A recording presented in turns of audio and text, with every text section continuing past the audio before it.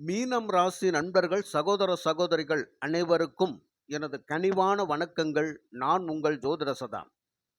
மீனம் ராசிக்கு இந்த செப்டம்பர் மாதம் 1/9/2024 ராசி பலன்கள் எப்படி இருக்கும் அப்படிங்கிறத ஒரு பொதுவான பலனாக தெளிவான விளக்கத்தோட நாம இந்த பதிவில் பார்த்துடலாம்.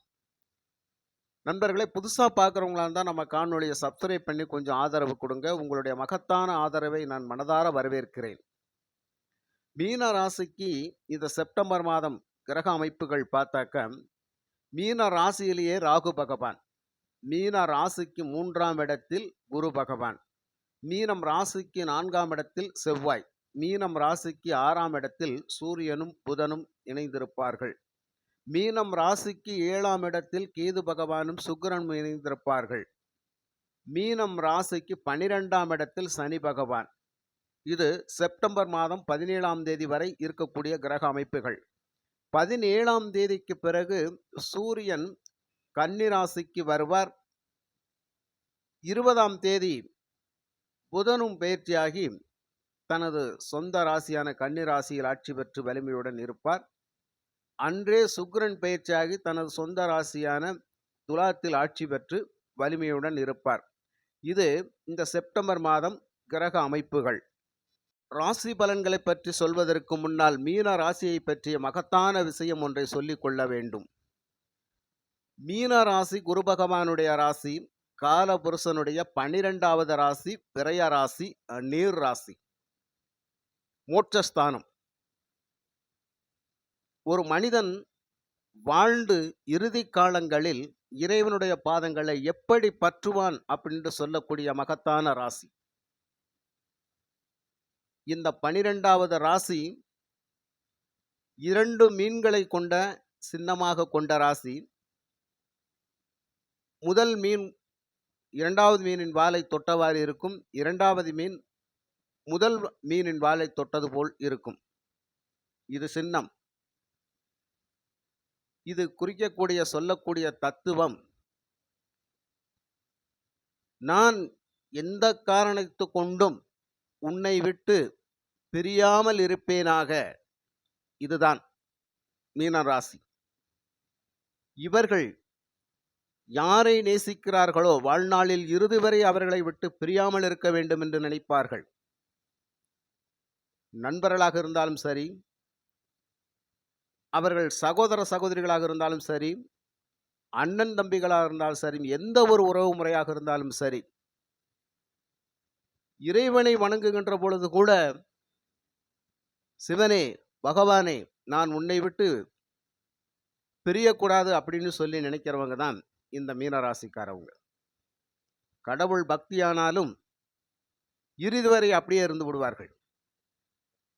வந்த பாசங்களால் பிணைக்கப்பட்ட நபர்கள், வந்த பாசங்களுக்குள் பிணைக்கப்பட்ட நபர்கள், கெட்டாலும் மேன்மக்கள் மேன்மக்களே என்று சொல்லக்கூடிய அற்புதமான மீனராசி நண்பர்கள். பழகுவதற்கும் பேசுவதற்கும் இனிமையானவர்கள். அதே போன்று மற்றவர்களை அனுசரித்து வாழ்வதிலும் இனிமையானவர்கள். தன் கண் எதிரே ஒருவர் துன்பப்பட்டு கொண்டிருக்கிறார் என்றால் ஓடோடி உதவி செய்து அவரை தோளில் தட்டி கொடுத்து ஆசுவாசப்படுத்தி அணைத்து கொண்டு ஆறுதல் சொல்லக்கூடிய ராசிக்காரர்கள் இந்த மீன ராசிக்காரர்கள்.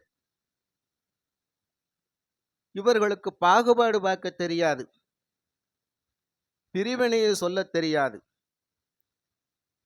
இவர்களுக்கெல்லாம் மற்றொருவர்களை தன்னுடன் இணைத்து கொள்ளத்தான் வேண்டும் என்று நினைப்பார்களே தவிர, ஒருபோதும் பிரித்து வைத்து வேடிக்கை பார்ப்பதற்காக இவர்கள் ஒருபோதும் நினைக்க மாட்டார்கள்.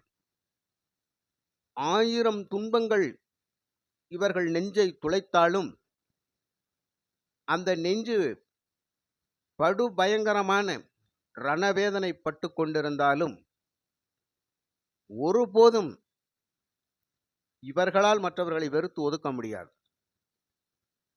தன் குடும்பத்திலும் சரி, தன் பிள்ளைகளுக்காக, தன் மனைவி மக்களுக்காக, தன்னுடைய உறவுகளுக்காக எல்லாவற்றையுமே விட்டு கொடுத்து அனுசரித்து போகக்கூடியவர்கள். பேச்சில் ஒரு வசீகரம், பார்வையில் ஒரு வசீகரம், நடை உடை பாவனைகளில் ஒரு வசீகரம், பார்த்தாலே மற்றவர்களுக்கு பிடித்து போகக்கூடிய அமைப்பில் இருக்கின்றவர்கள்தான் இந்த மீனராசிக்காரர்கள்.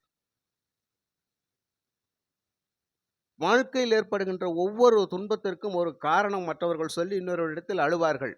ஆனால் இவர்கள் மட்டும்தான் எப்பேற்பட்ட துன்பத்தையும் தன் மனதுக்குள்ளே தானே சொல்லிக்கொண்டு தனக்குள்ளே அழுது கொண்டிருப்பவர்கள். அதனால்தான் இந்த மீன ராசியின் சின்னங்கள் 2 மீன்களும் தண்ணீருக்குள் இருக்கின்றது இல்லையா? இந்த தண்ணீருக்குள் இருக்கின்ற அந்த 2 மீன்கள் எவ்வளவு கண்ணீர் வடித்தாலும் அது தண்ணீரோடு தண்ணீராகவே கலந்துவிடும் இல்லையா? வெளியில் யார் பார்க்க முடியும்? ஒருவரும் பார்க்க முடியாது. மற்றவர்களிடத்தில் சொல்லி வேதனைப்பட மாட்டார்கள். தன் துன்பங்களை மற்றவர்களிடத்தில் சொல்ல மாட்டார்கள். எதுவாக இருந்தாலும் தனக்குள் போட்டு தானே அடைத்து வைத்துக் கொள்வார்கள். இவர்கள் எந்த சூழ்நிலையிலும் எவ்வளவு துன்பம் வந்தாலும் நாம் ஒரு பொய் பித்தலாட்டம் செய்து ஒரு வாழ்க்கையை வாழ்ந்து விடுவோம் என்று இவர் மனதளவில் கூட நினைக்க மாட்டார்கள். காரணம், குரு பகவானுடைய மீனராசி மோட்சஸ்தானம். தவறு செய்தால் கடவுள் நம்மளை உடனே தண்டித்து விடுவார் அப்படின்னு சொல்லி மனதுக்குள் பயத்துடன் வாழ்பவர்கள். ஒருபோதும் நேர்மைக்கு புறம்பாக நடக்க மாட்டார்கள். ஒன்றை, ஒரு விஷயத்தை, ஒரு காரியத்தை, ஒரு உதவியை ஒருவரிடம் நாட வேண்டும் என்றால் இந்த மீன ராசிக்காரர்களை நாட வேண்டும். அந்த மீன ராசிக்காரர்கள் மனமுவந்து சிரித்த முகத்துடன் உதவி செய்வார்கள். எப்படியெல்லாமோ தனது வாழ்நாளில் எவ்வளவோ செய்து நன்மைகளை செய்து வாழ்ந்தாலும் இவர்களுக்கு நன்மை கிடைத்ததா என்றால் அதுதான் ஒரு மிகப்பெரிய கேள்விக்குறி. கிடைக்கவில்லை என்றாலும் அதை சொல்லி காட்டக்கூடிய நபர்கள் இவர்கள் இல்லை. இந்த அற்புதமான மனிதர்களுக்கு மனமறிந்து பிறர் இவர்களுக்கு துன்பம் செய்வதும் கூடாது.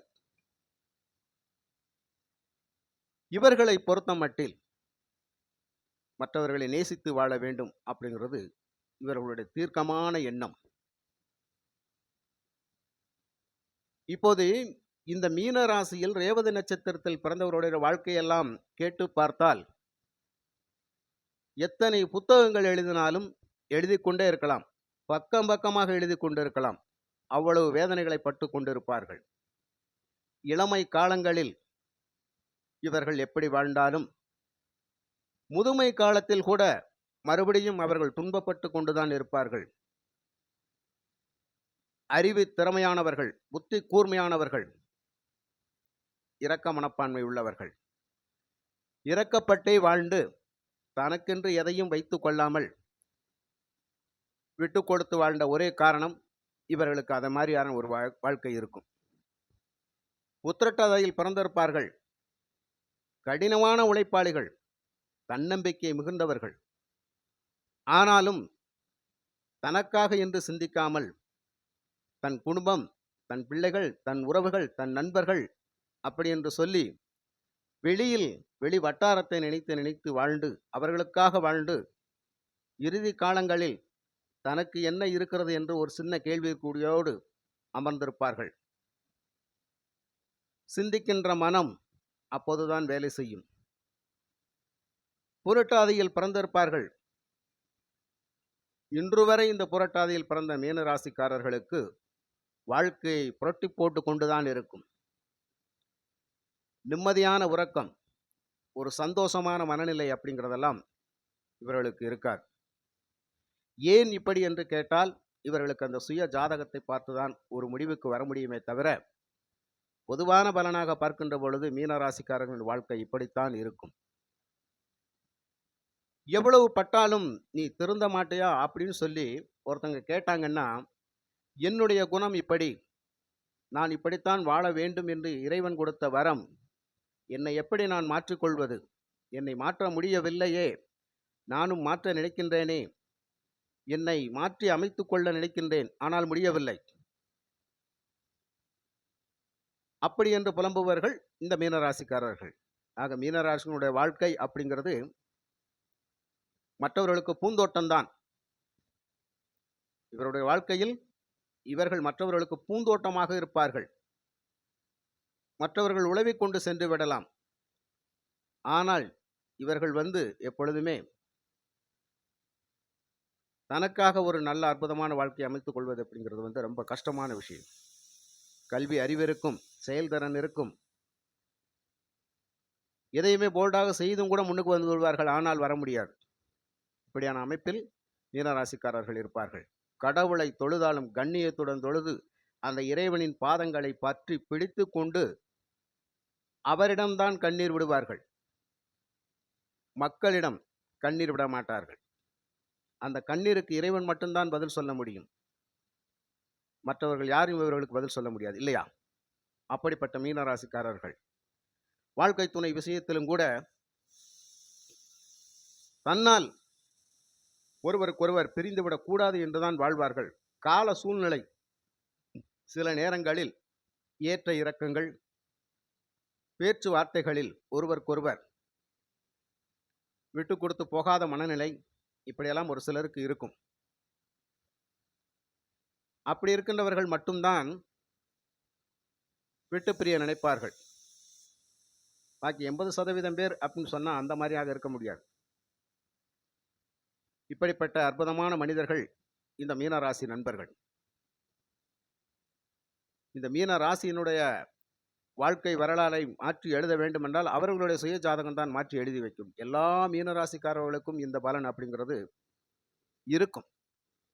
பட் 100க்கு 10 பேர் அப்படிங்கிறது ரொம்ப அற்புதமான வாழ்க்கையில் இருப்பாங்க. அது அவர்களுடைய முன்னோர்கள் செய்த கர்மவினை அப்படின்னு சொல்லி ஒன்று இருக்கும், இல்லையா? ஆக எது எதுவாக இருந்தாலும் இப்போ இந்த நிமிஷத்திலிருந்து தனது வாழ்க்கையை மாற்றி அமைத்துக் கொள்ள வேண்டும் என்று நினைத்தால் சுய ஜாதகத்தை பார்த்து இனிமேல் நாம் எப்படி வாழ கற்றுக்கொள்ள வேண்டும் அப்படிங்கிறத இவர்கள் புரிந்து கொண்டு வாழ்ந்து விட்டால், அந்த ஜாதக வழிமுறைகளை தெரிந்து கொண்டு வாழ்ந்து விட்டால் நிச்சயமாக வாழ்க்கையில் முன்னுக்கு வரலாம். உங்கள் சுய ஜாதகத்தை பார்க்கணும் அப்படின்னு சொன்னால் 93 639 79 179 இந்த நம்பருக்கு உங்கள் ஜாதகத்தை வாட்ஸ்அப் பண்ணுங்கள். ஒரு கட்டணம் இருக்குது,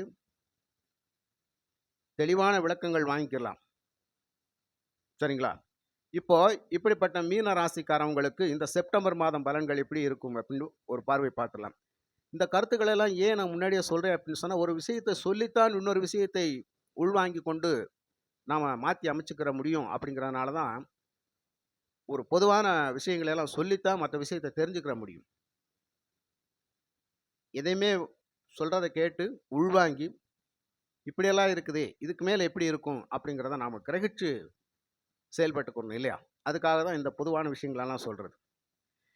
இப்போ இந்த செப்டம்பர் மாதம் உங்களுக்கு எப்படி இருக்கும்? அதாவது 7.5 சனி காலம். 7.5 சனின்னா சில பேருக்கு 7.5 சனி கொடூரமான துன்பத்தை கொடுத்து கொண்டு இருக்கும். பல பேருக்கு இந்த 7.5 சனி அப்படிங்கிறது நிறைய செல்வ வளத்தை கொடுத்து கொண்டு இருக்கும். ஏன்னா உங்கள் ஜாதகத்தில் சனி யோகாதிபதியாக கூட இருக்கலாம்.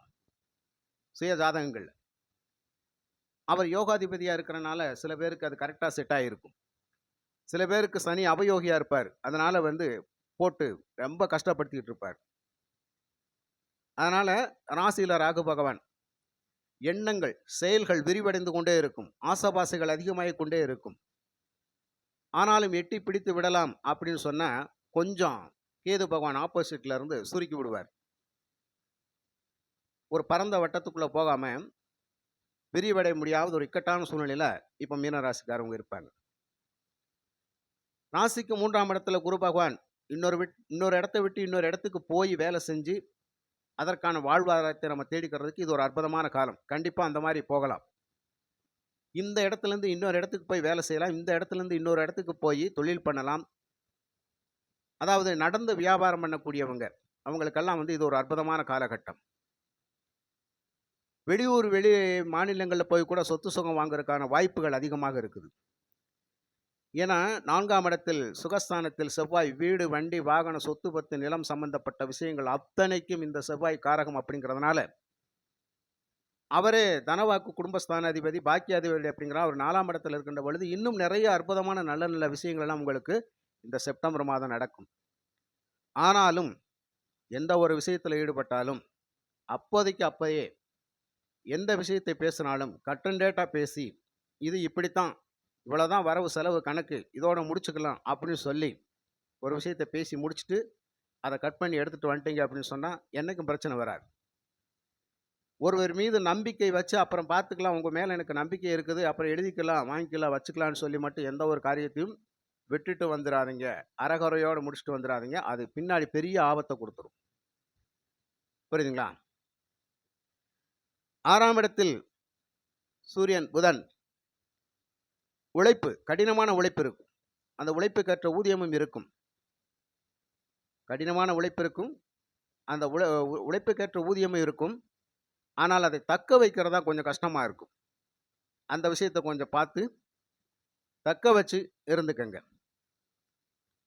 அதே மாதிரி சுக்கிரன் கேதுவோட சேர்ந்து நீச்சத்தில் இருக்கிறாரு அப்படிங்கிறது பொழுது களத்திரத்தின் வழியாக சில மனஸ்தாபங்கள் அப்படிங்கிறது இருக்கும். ஒரு பிரிவினை மாதிரி இருக்கும். வேண்டா வெறுப்பாக இருப்பாங்க. அந்த வேண்டா வெறுப்பாக இருக்கிற போது ஒரு மன உளைச்சலாகவே இருக்கும். ஏன்னா இங்கே ஆசபாசைக்காரகன், லௌகிக வாழ்க்கைக்கு சொந்தக்காரர் சுக்கிரன் நீச்சம் அடைகின்ற பொழுது வெளியிடங்களில் எண்ணங்கள் அதிகமாக செயல்படும். வெளிவட்டார பழக்கத்தில் இந்த ஆப்போசிட் எதிர்பார்ப்பினருடன் அதிகமாக பேசக்கூடிய வாய்ப்புகள் இருக்கும். ஆனால் குடும்பத்துக்குள்ளே பேசக்கூடிய வாய்ப்பு இருக்காது. அப்படி வெளியில் போய் பேசுகிற போது நமக்கு என்ன ஆகும்னா, அது நமக்கு ஒரு கெட்ட பேரை கொடுக்குற மாதிரி இருக்கும். இந்த காலகட்டத்தில் அந்த விஷயத்தை கொஞ்சம் பார்த்து இருந்துக்கங்க. சரிங்களா? அப்போ என்ன பண்ணணும் அப்படின்னு சொன்னால், பேச்சுவார்த்தையை கம்ப்ளீட்டாக குறைச்சிட்டு நம்ம வேலை உண்டு நாம் உண்டுன்னு இருந்துக்கணும். ஏன்னா அவங்களால தான் பிரச்சனையே வரும் அப்படிங்கிற மாதிரி. அந்த ஆப்போசிட்டில் இருக்கிறவங்கனால தான் பிரச்சனை வரும்.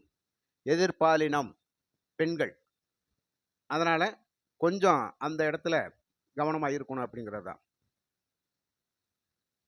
அதே மாதிரி 20ஆம் தேதிக்கு மேலே சுக்கிரன் தனது சொந்த வீட்டுக்கு வருவார். அப்போ சொந்த வீட்டுக்கு வரும்போது 8ஆம் இடம் அஷ்டமஸ்தானத்தில் இருப்பார். அஷ்டமஸ்தானத்தில் இருந்தால் என்னங்க நடக்கும் அப்படின்னு கேட்டால், நிறைய எதிர்பார்ப்புகள் இருக்குங்க. அந்த எதிர்பார்ப்புகள் அப்படிங்கிறது நிறைவேறதில் கொஞ்சம் கஷ்டமாக இருக்கும். நிறைய பயணங்கள் மேற்கொள்ள வேண்டியதாக இருக்கும். அந்த பயணங்களில் கண்டிப்பாக கவனமாக இருக்கக்கூடிய ஒரு சூழ்நிலை இருக்கும்.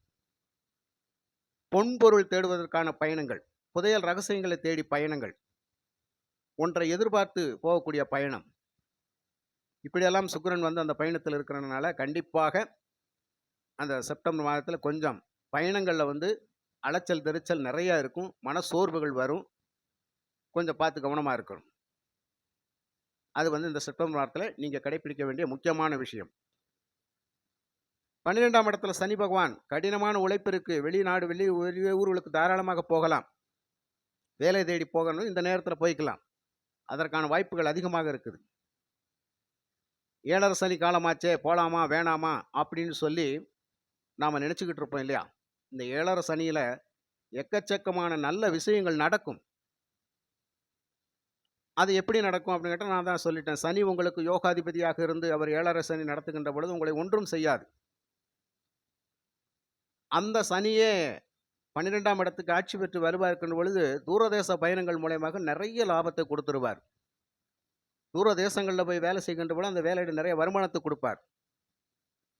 அந்த வருமானத்தின் மூலமாக தன்னிறைவு பெறக்கூடிய அமைப்பெல்லாம் வச்சிருப்பார். இறை வழிபாட்டில் அதிகமான கவனத்தில் இருப்பீங்க. பக்தி மார்க்கத்தின் வழியாக, ஞான மார்க்கத்தின் வழியாக பயணிக்கக்கூடிய ஒரு அமைப்பு இருக்கும். புரியுதுங்களா? அந்த மாதிரியான ஒரு அமைப்பு இருக்கும். ஆக இந்த செப்டம்பர் மாதத்தை பொறுத்த மட்டும் கல்வி பயிலக்கூடிய மாணவர்களுக்கு அதிகமாக கவனம் செலுத்தி படிக்க வேண்டிய கட்டாயம் இருக்கும்.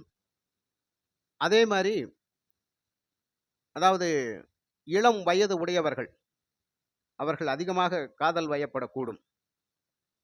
அதனால் சில பேருக்கு அந்த காதல் அப்படிங்கிற சக்ஸஸ் ஆகிற மாதிரி வரும். சில பேருக்கு அது அதனால் கொஞ்சம் அவமானங்கள் ஏற்படுங்கிற மாதிரியெல்லாம் இருக்கும்.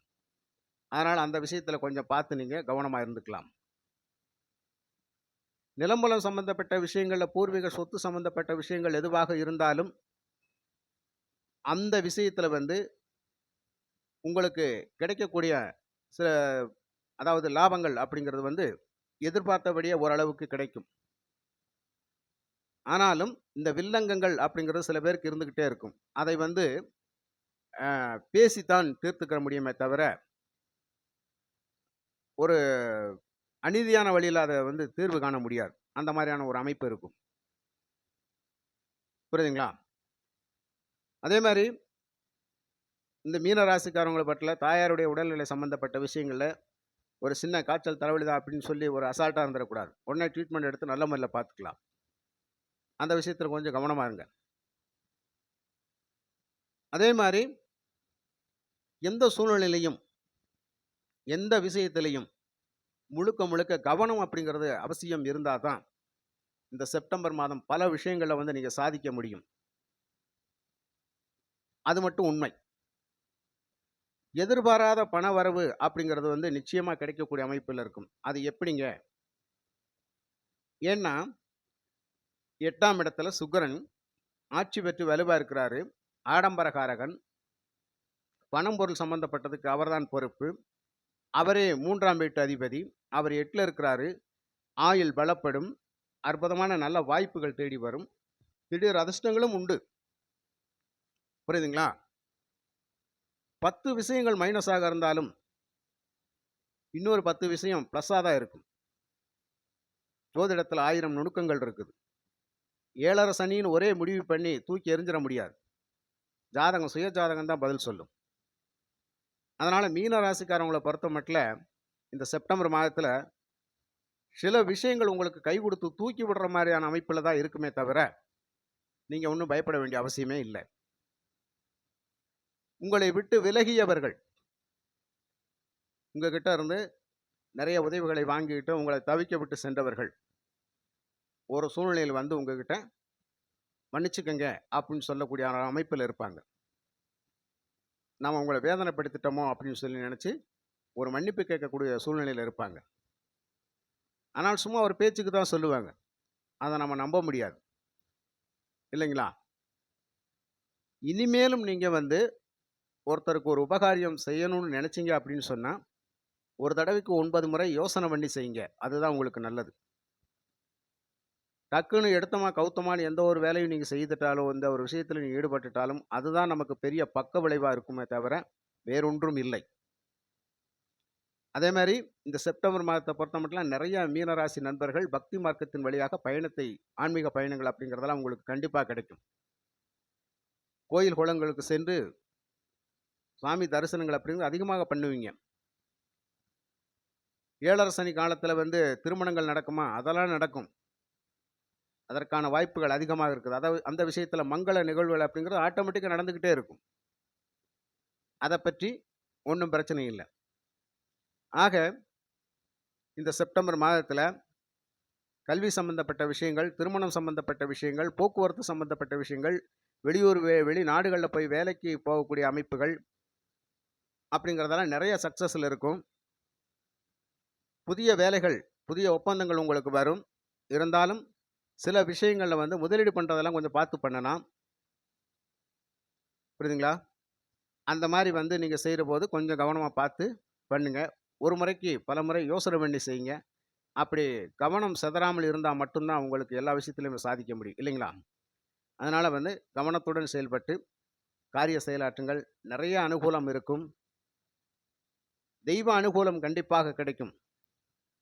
அதனால மன நிம்மதியான ஒரு சந்தோஷமான நிகழ்வுகள் அப்படிங்கிறது வந்து இந்த செப்டம்பர் மாதத்துல, அதுவும் 17ஆம் தேதிக்கு பிறகெல்லாம் நல்லா இருக்கும் அப்படிங்கிறது தான்.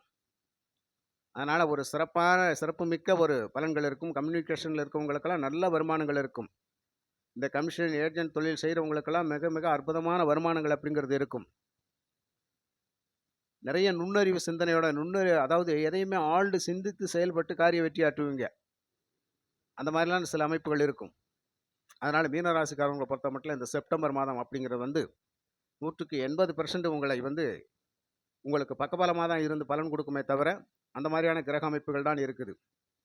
சரிங்களா? வெளிவட்டார பழக்கவழக்கத்துல மட்டும் கொஞ்சம் பார்த்து கவனமா நடந்துக்கங்க. இந்த மாசத்த பொறுத்தமட்டிலும் மீன ராசிக்காரவங்க வந்து வழிபட வேண்டிய தெய்வம் அப்படிங்கிறது மகாலட்சுமி தாயார். இந்த மகாலட்சுமி தாயாரையும் திருமால் வழிபாடு பண்ணுகின்ற பொழுது மகத்தான செல்வ பலம் அப்படிங்கிறது இந்த மாசம் நிச்சயம் இருக்கும். சரிங்களா?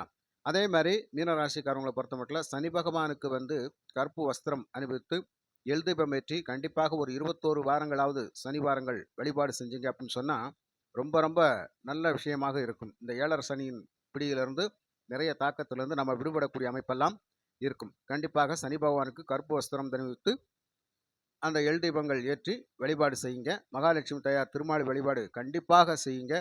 உங்களுடைய வாழ்க்கையில மென்மேலும் நல்ல நல்ல விஷயங்கள் நடக்கும். மன மகிழ்வான செய்திகள் எல்லாம் உங்களுக்கு வந்து கிடைக்கும். சரிங்களா? மற்றபடி எல்லாமே நல்லதாகவே இருக்கும். மற்றும் ஒரு நல்ல பதிவில் நான் உங்களை சந்திக்கின்றேன். நன்றி, வணக்கம்.